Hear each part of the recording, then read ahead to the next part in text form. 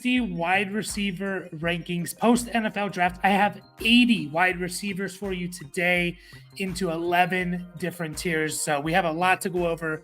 We're just going to jump right into it.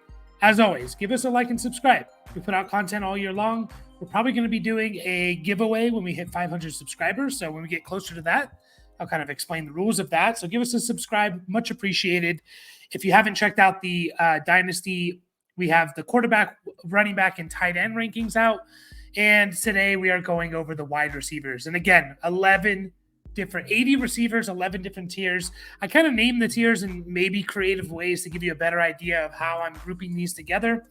Starting off at the top, of course, the studs. There's 3 wide receivers, in my opinion, that you can argue to be wide receiver 1. That is going to be Justin Jefferson. I have to crawl all the way up here. Justin Jefferson, of course, has been the wide receiver 1, one of the best starts to a wide receiver's career that we've ever seen, maybe the best. CeeDee Lamb, who just is coming off a monster season, over 19 half PPR points per game last year, 19.7. That's like Devontae Adams 2020, Cooper Kupp 2021 stuff. Better seasons than Lamb's ever had, and the last guy here in Jamar Chase.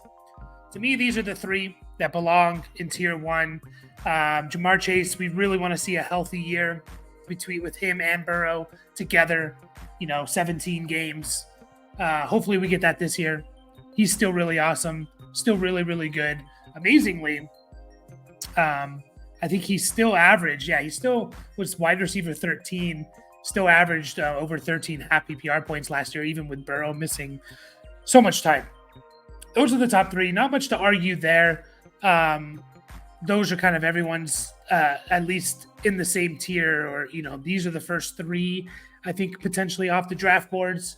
In my next tier here is tier 2, and it's the not far off, meaning these guys could be, in my opinion, tier 1 players. And honestly, the first guy, Amon-Ra St. Brown, people are going to argue that maybe he is tier 1. Now, I'm not going to argue too hard if you truly believe that he is tier 1. He was wide receiver 3 last year. He was wide receiver 8 in 2021. And he was wide receiver 21 in 2020. Wide receiver 8 in 2022. He was wide receiver 21 in 2021. And he didn't really get going until after the bye week. So Amon-Ra St. Brown is awesome. And there's an argument to be made, again, for him to be tier 1. One of the things that people don't talk about enough with Amon-Ra St. Brown, you don't get a bus game with him. You really don't get a bus game. He had 1 game under double-digit points in half PPR last year, week 14. 1 game. That's it. In 2022, he had, it looks like, 3 games under double-digit points. I know he was hurt in a couple of those as kind of a decoy, but, you just don't get many bus games. He is the offense. So it's the old argument of, if you get 40 points from your receiver over 2 weeks, do you prefer 2 20-point weeks, or do you prefer a 35-point week and a 5-point week? I think with Amon-Ra St. Brown, you're going to get the 2 20-point weeks. So you can make an argument for him to be in the tier 1. I'm not going to argue too much. Marvin Harrison Jr., again, a lot of this you have to take into account when it comes to Dynasty. Public perception. What does the public think of him? And right now, Marvin Harrison Jr. is being touted. We've been hearing his name for a couple years, touted as the best wide receiver prospect maybe we've ever seen. His dad is a Hall of Famer. He's going to a good situation with Kyler Murray. There's all these things that you have to take into account. Yeah, he needs to prove it. So maybe putting him this high is a little bit too high. But again, people are viewing him as a top 5, 6, 7 wide receiver. So that's why he's in there. Puka, in my opinion, belongs in this tier. We just saw the greatest rookie season maybe ever. You can argue, was it the greatest, whatever, but he put up the most yards by a rookie ever. Was awesome in the playoff games. Was it both games that he was really good? Can't remember, but I know one of the games he was absolutely dominant. If I remember correct. Oh, they only played him 1. That's right. But he had 9 for 181 and a touchdown. He has another season similar to that. He could be tier 1. And then the last guy, who I don't know if he can make it to tier 1 at this point just because of age, But A.J. Brown, I still think belongs. He's kind of in that weird spot. Like, you could almost make a tier between these two and put A.J. Brown by himself. I think he's a step above the guys I'm going to have in tier 3, but I don't know if he can make it into tier 1. So it's a little bit, he's in that weird range. But I still think he's awesome. Still think he's really good. We're talking about wide receiver 7 last year, and we're talking about wide receiver 5 in 2022. So kind of fell off. I think that's left a sour taste in a lot of people's mouth, but I still think he's really awesome. He's tied to Jalen Hurts for a couple more years now with that contract extension. So next we have our tier 3. These are guys that are still solidly wide receiver 1s. We're going to start off with Garrett Wilson. Like, if you had these guys as your wide receiver 1, you're not that upset. Obviously, you want one of these top 7 guys, but if these guys are your wide receiver 1, you're not that upset. They're still really, really good. Garrett Wilson, we've seen that he's going to be limited with poor quarterback play, right?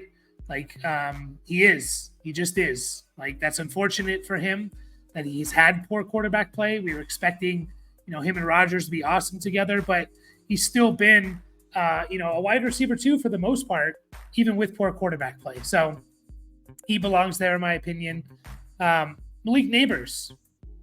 I was almost tempted to put Malik Neighbors in the not far off area, but when it comes to him and Marvin Harrison, out of every dynasty rookie draft I've ever seen, and I've seen a lot of them, no one has taken Malik Neighbors over Marvin Harrison. So it feels weird to kind of put them in the same tier. But Malik Neighbors, I wouldn't be surprised if he has the best season from a rookie receiver this year. I wouldn't be surprised at all. They're not that far off, in my opinion, Neighbors and Marvin Harrison. We have Drake London, who should take a leap this year. Now, he's an interesting one because, again, just like Garrett Wilson, he's had poor quarterback play. But at least Garrett Wilson's been like a wide receiver 2 for the most part. Drake London hasn't really been that. Now, you can make arguments that, he's had worse quarterback play or whatever. We've seen flashes from him, but he's been a wide receiver 3, really. He hasn't proven to be, even a wide receiver 2, even with poor quarterback play, like Garrett Wilson or like Olave. So he's an interesting one. If he doesn't have the season we all expect, the 1,400 yards that we're all expecting with Kirk Cousins, he's going to fall. He's definitely going to fall. So, but I'm going to leave him here still for right now. We have 2 more guys here. Chris Olave, another guy who's he's been really good. He's been a wide receiver 1 NFL terms. He's been more of a mid wide receiver 2 in fantasy terms, top 17, top 20 guy. Now, unfortunately, I think he may go the path of DJ Moore of just, his quarterback's going to limit him, and that's possible. But I still think he's really good, and if he does get an upgrade at the quarterback situation, maybe he's going to be, one of these tier 2 guys. There's actually 2 more guys here I have. Rome Odunze. I put him in the same tier as Malik Neighbors. Dude's awesome. He's tied to Caleb Williams. Now, maybe he'll disappoint a little bit in year 1, kind of a JSN situation. Maybe not. Who knows? But if Keenan Allen and DJ Moore both stay healthy, it's tough to see Rome Odunze producing big numbers his first year. But 2025 and beyond, he could be the best wide receiver on this team pretty easily. And he's tied again with Caleb Williams. Top 10 draft capital as well. And then Tyreek Hill. Tyreek Hill is an interesting one. He still could be wide receiver 1 overall. Obviously, the age, he's getting up there. He's 30. But he's still, even if he plays 2 more years, he's still going to be a top 5 receiver if healthy, in my opinion. That rounds out tier 3, the still wide receiver 1s. Next, I have 4 guys in tier 4 here. Are they the number 1, or they're kind of the clear number 2s? Maybe there's controversy. Are they the number 1s? Guys like Jalen Waddle, still young, have still been very good, even though he is the wide receiver 2. Wouldn't be surprised if he puts up a top 12 season. We've seen both him and Tyreek Hill put up top 12 seasons together back in 2022, I believe, if I'm not mistaken. Yeah, Jalen Waddle was the wide receiver 7, Tyreek Hill the wide receiver 3.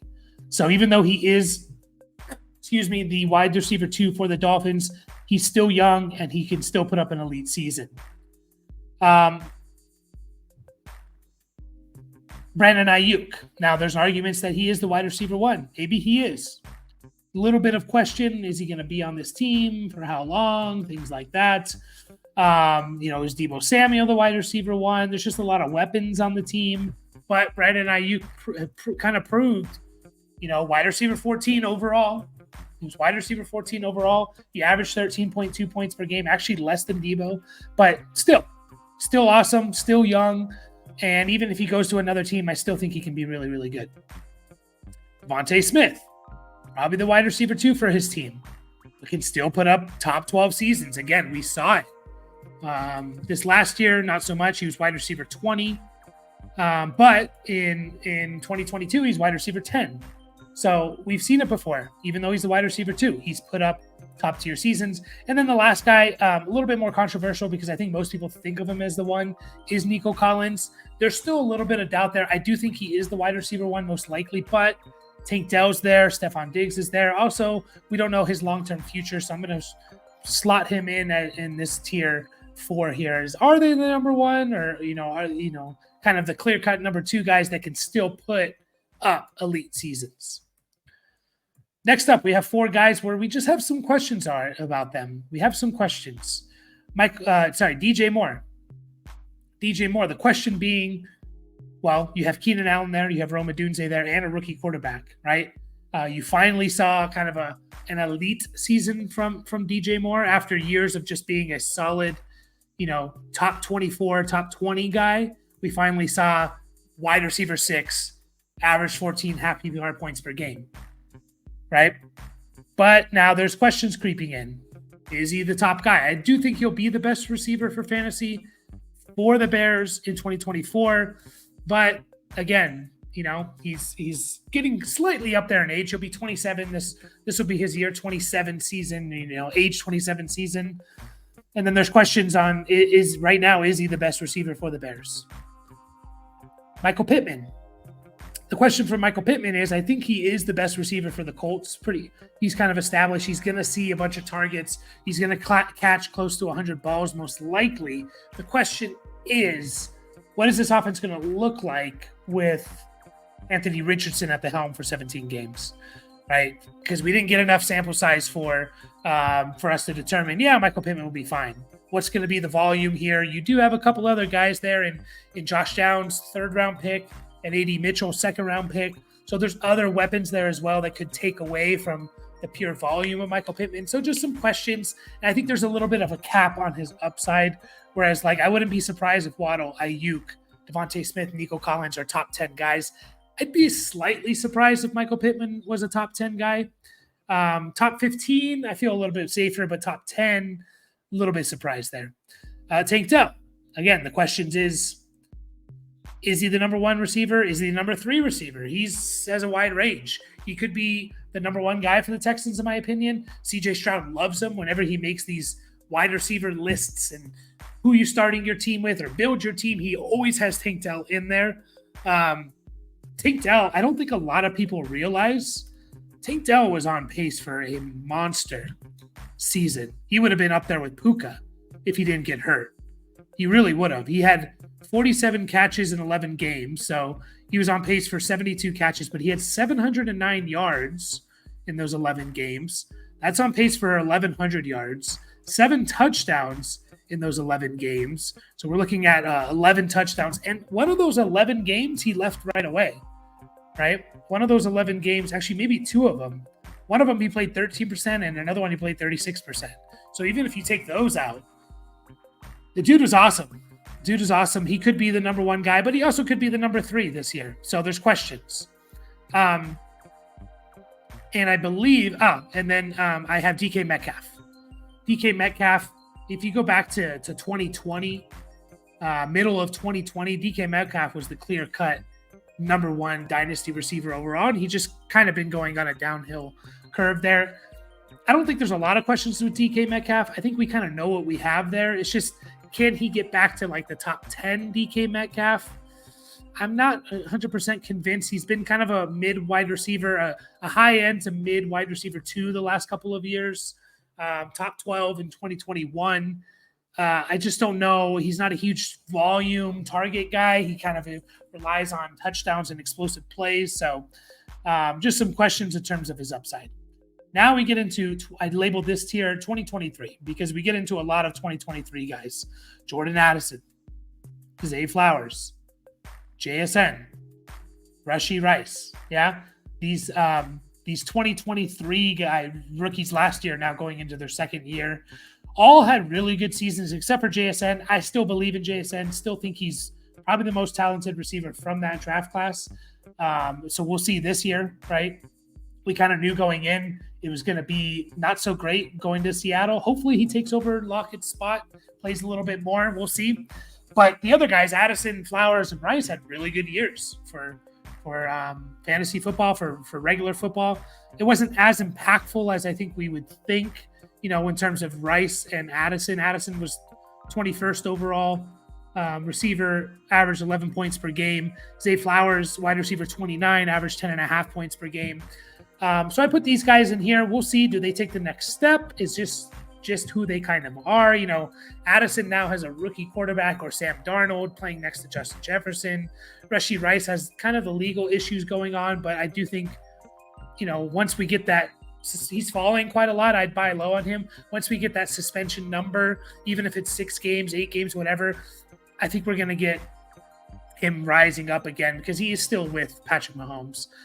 Zay Flowers, Ravens, are they going to run the ball a lot? We don't know. I do have 2 more guys in this list that aren't 2023 guys. We have T. Higgins, who obviously we've seen elite play from T. Higgins before, even with being kind of the Robin to the Batman situation, but wide receiver 17 in 2022.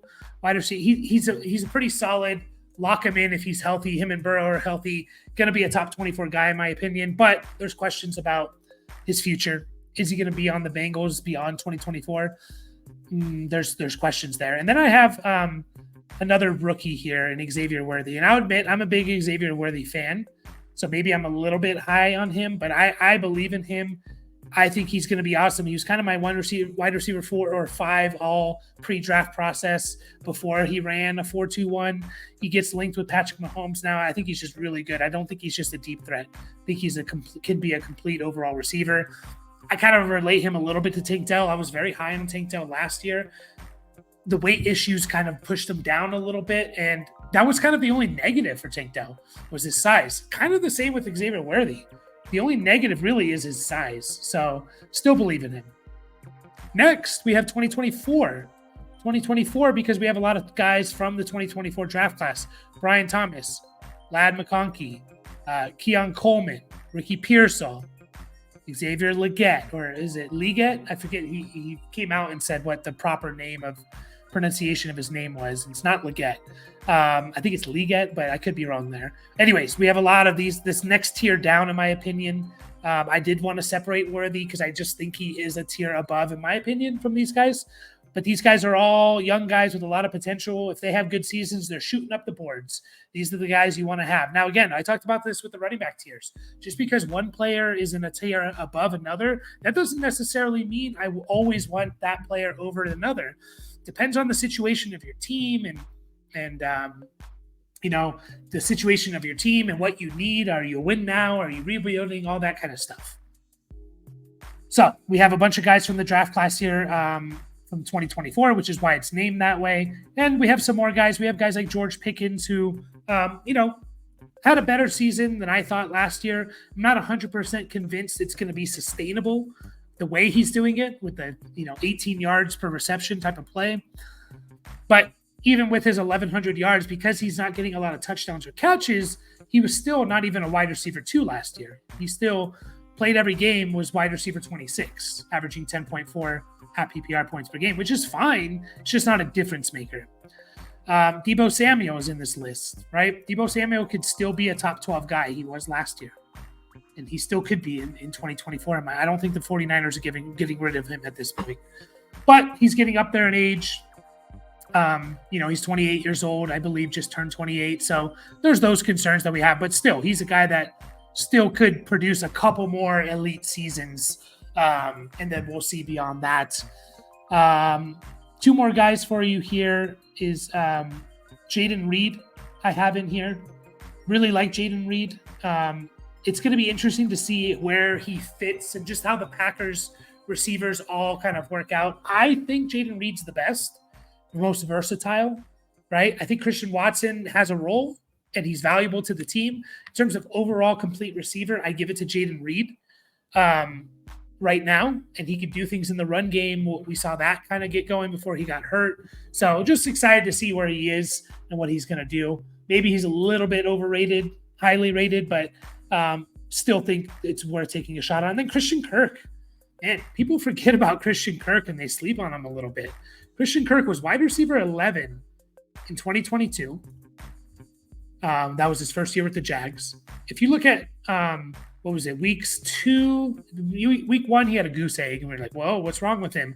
And then he went off. If you look at weeks 2 to 12, week 13, he got hurt very early in the game. You look at weeks 2 to 12 last year, Christian Kirk, with a bye week, was wide receiver 16. He averaged 11.7 points per game. Half PPR points per game. He was still really good. And Calvin Ridley's gone. They brought in Gabe Davis, who's not a target hog. They brought in Brian Thomas, who to me is not going to be a target hog, at least year one. Christian Kirk's probably going to lead this team in targets. Him and Evan Ingram are going to lead this team in targets. He's probably going to get 115, 120 targets, in my opinion, and he's going to produce with it. Christian Kirk, people are sleeping on him. Still pretty young. I believe he is 27. He'll be 28 in November, so he still has a couple years linked with Trevor Lawrence. If this passing game is going to get going, Christian Kirk's going to be a big part of it. I believe that's it for tier 7, the 2024 guys. Next, we have what I call retirement home. This is tier 8, the retirement home guys. These are all guys where they're all older. Most of them are older. Not all of them, but most of these guys are older. They could put up top 10 seasons like they did last year, top 10, 12 seasons, wide receiver 1 seasons, or the wheels could fall off and you could be left holding the bag. We're talking about Devontae Adams getting up there in age, right? Getting up there in age. But Devontae Adams still last year was wide receiver 11 in total points. Mike Evans just got a contract. He's probably going to still be good, 1,000 yards and 8 touchdowns at least. Was wide receiver 5 last year, but age is a concern. Cooper Kupp, we know. I think it's kind of crazy in redraft, the difference between Puka Nacua and Cooper Kupp. Cooper Kupp could still be the best wide receiver on the Rams. I don't think he's going to put up 2021 Cooper Kupp numbers, but he could put up huge numbers still. Stephon Diggs kind of saw the little bit of a downfall last year. Still finishes wide receiver 10, but if you look at it from like week 10 on, man, he was terrible. Now he's in a crowded receiving room. The retirement home guys. Amari Cooper, I put him in here as well. I think he's 30 as well. He'll be 30 in a little bit less than a month. So he's on this list, Amari Cooper.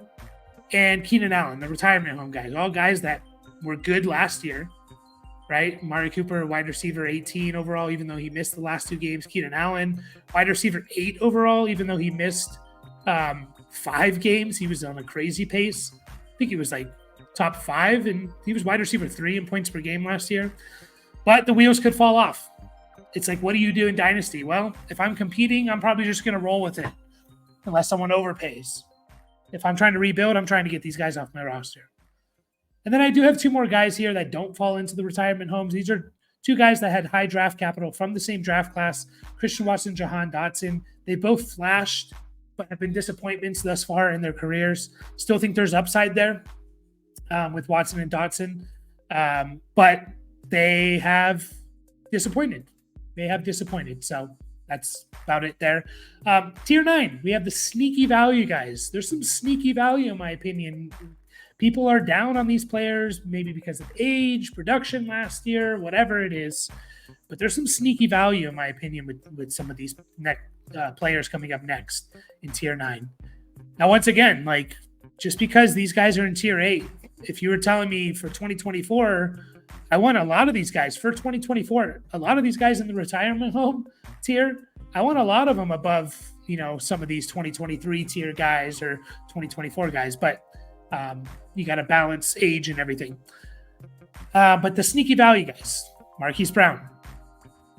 Marquise Brown to me, Sneaky value. He's had stretches.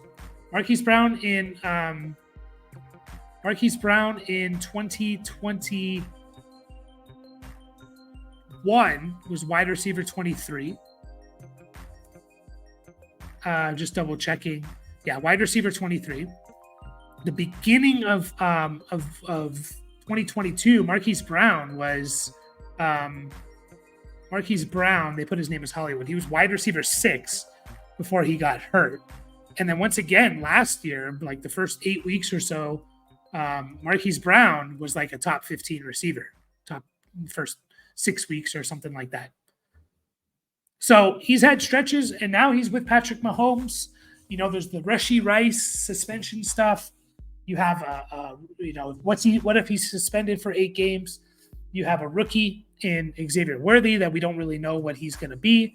We have Travis Kelce getting older. Marquise Brown could have a really good season this year. I wouldn't be surprised. Sneaky value for 2024. And these are all kind of guys that I'm a lot of these guys I'm taking it on a year-to-year basis, kind of like with a lot of running backs. I'm taking it on a year-to-year basis. Terry McLaurin, I think there's some sneaky value in there. What if Jaden Daniels has a Justin Herbert or CJ Stroud-like season? Unlikely, but what if he does? Well, Terry McLaurin or Jahan Dotson are going to benefit from that. Chris Godwin, surprisingly, still produced last year. Now, he didn't produce necessarily for fantasy, but he still had 83 catches and over 1,000 yards, just 2 touchdowns though. But people are very down on Chris Godwin, and I understand why. Wide receiver 30 last year, even though he played every game, was coming off the injury and stuff like that. But there's some sneaky value, in my opinion, for Chris Godwin. Deontay Johnson, another guy who's had elite seasons in the past, top 10, top 12 seasons before. He goes to a team. He could be the number 1 target for the Panthers. And he could just get peppered once again. He's been a target hog throughout his career.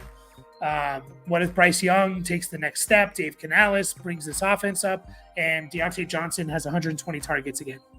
Calvin Ridley, I still think there's some value here. I think, it's kind of funny. I was kind of out on Ridley last year where he was going in like redraft and things like that. Just because the guy hadn't played in 2 years, and that's going to take some adjustment. He was still wide receiver 17 last year, even though he missed a game. He averaged 11.3 points per game, which is barely less than like Olave, Devontae Smith, more than guys like Jordan Addison and Jacoby Myers, Jaden Reed. So I think there's some sneaky value for him. He could be the best receiver for the Titans. DeAndre Hopkins, both on the Titans, still think there's sneaky value there. We saw flashes from DeAndre Hopkins. I don't think he's necessarily done. He's not going to be the DeAndre Hopkins of old, of course. Jameson Williams. The Lions told me a lot in this draft and offseason. They lost Josh Reynolds, right? This was a wide receiver heavy draft class. They did not take a wide receiver in the first 3 picks. So to me, that means they believe in Jameson Williams. Former first-round pick. We knew the first year was going to be a wash. It was a wash because coming off the ACL in January. Second year, he gets that suspension, right? That gambling suspension, and that sets him back a little bit. This is the year. This is the make-or-break year. But if he has a good year and is kind of the number 2, number 3 target for a very good offense, Jameson Williams is going to have some value. Those are the sneaky value guys, in my opinion. Then we have some more rookies here that I have in the next tier of rookies. Adonai Mitchell, Jalen Polk, Roman Wilson, and then Troy Franklin. The first 3 guys all had really good draft cap. Well, AD Mitchell and Jalen Polk, 2nd-round draft capital.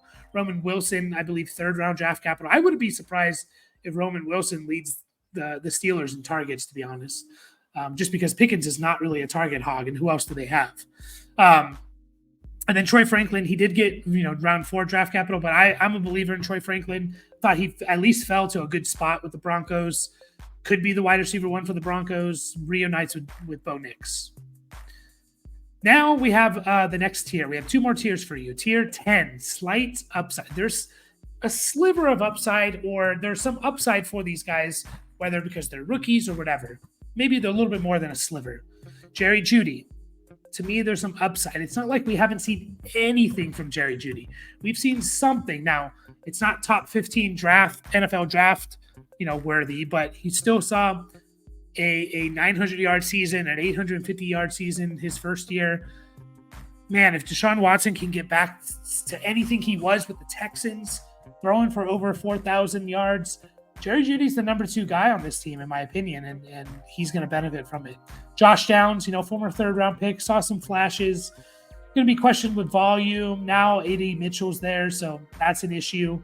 But there's still some upside there. The 2 Packers guys in Dontavian Wicks and Romeo Doubs, some upside just being on the Packers. We saw all the Packers receivers flash. We saw them all flash last year. I think people forget Romeo Doubs in that playoff game against the Cowboys, I believe, was awesome. He was like the best receiver. Dontavian Wicks, a lot of people love him. There's still some upside there. Khalil Shakir, obviously with the wide receiver room, what it is with the Buffalo Bills, there's no clear-cut number 1 guy. It's probably going to be like Kincaid, Curtis Samuel, but also Keon Coleman's there. Khalil Shakir could be that number 2 guy or something like that. Quentin Johnston, former first-round pick. I still think he has some value. He could even maybe be in the sneaky value, in my opinion. I think we're spoiled by receivers coming out and just looking like Hall of Famers year one. That's not necessarily always the case, and sometimes it takes some time. Hopefully, Quentin Johnston can be put in the right situation. I'll still put him in some upside here. Just double checking, making sure I'm not forgetting any of the Marvin Mims, another one of these guys who was explosive at times last year. Second round pick, I believe, or third round pick, I forget. Second round, I believe, by the Broncos. We obviously talked about it with Troy Franklin. There's kind of a wide open spot for the Broncos and who's the number 1 receiver. Probably Cortland Sutton, but it could be one of these other guys. So Marvin Mims. And then we have the next tier of rookies. Jermaine Burton, Malachi Corley, Javon Baker, Jalen McMillan. These next 4 rookies, a little bit lower draft capital. I believe they were all third-round picks, if I'm not mistaken. Jermaine Burton, Malachi Corley, maybe there's a spot open for the number 2 target for the Jets. Jermaine Burton could fill Tyler Boyd role or maybe a different role. Javon Baker could be the best wide receiver on the Patriots. It's not out of the realm of possibility. Jalen McMillan, I just really, really like. Now, he's probably not going to do much in 2024, but maybe with Godwin's no longer there or something, he takes over that spot. And then my last tier here is the meat and potatoes.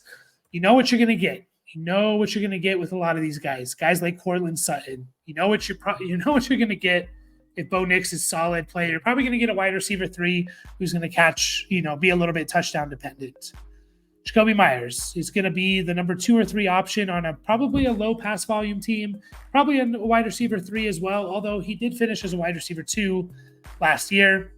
Rashid Shaheed, kind of a best ball, shot in the dark, deeper dynasty starting rosters where you need explosive plays. He could catch 2 touchdowns for 150 yards on 2 catches, or he can give you 2 catches for 15 yards, right? Gabe Davis is the de facto meat and potatoes guy. Boom bust wide receiver 3. What he is. He's on the fringe of being a wide receiver 3, to be honest. Josh Palmer, could lead the Chargers in targets. It's not going to be anything amazing. Just could be a solid 5 for 50, 5 for 60, right? Shouldn't be the wide receiver 1 for a team, but if he has to be, he can just give you solid production. Mike Williams, if healthy, again, you have a boom bust, kind of a wide receiver 2, in my opinion. But he needs to stay healthy, and he just can't seem to stay healthy. Curtis Samuel is another guy I want to highlight here.